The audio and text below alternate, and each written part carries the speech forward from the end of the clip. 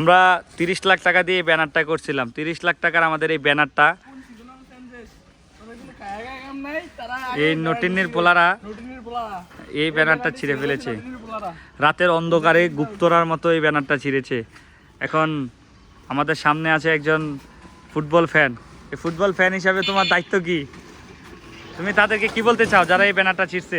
প্রকৃত seasonal fan, এটি ফুটবলের কোনো আগামাতা বুঝো না, এটি খালি ব্যানার লইয়া টানাটানি করে। এটি বিশ্বকাপ আইলে খেলা দেয় তো এরকম করে আর কি। তাদেরকে আমরা এখন জনসম্মুখে আমরা তাদের পিছন মারতে চাই। আমরা তাদেরকে এই ফাঁকটা আবার করো, এই ফাঁকটা এই ফাঁকটা করো, এই ফাঁকটা করো, এই ফাঁকটা করো, এই ফাঁকটা দিয়ে তাদেরকে আমরা পিছন মেরে দেবো।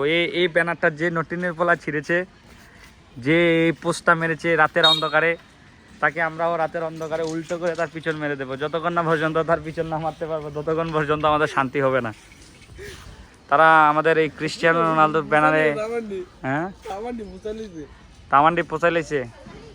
যে নটিনের পোলা রাতের অন্ধকারে এই ব্যানারটা পুচিয়েছে তাকে আমরা রাতের অন্ধকারে পিছন মেরে দেবো। এখানে আবার আর্জেন্টিনার ব্যানার আছে, কিন্তু আর্জেন্টিনার ব্যানারের দিকে ও তাকায় না, কি কারণে ওর নাকি বমি আসে। ব্যানারে একটা সৌন্দর্য আছে।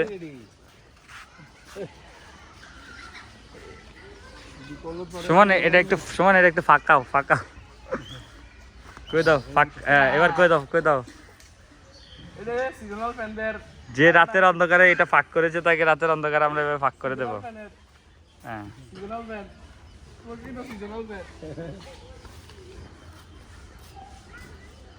এই হলো কারবার। তারা চায় না রোনালদো ওয়ার্ল্ড কাপ নিক। তুমি কি বলা? এরা চায় না।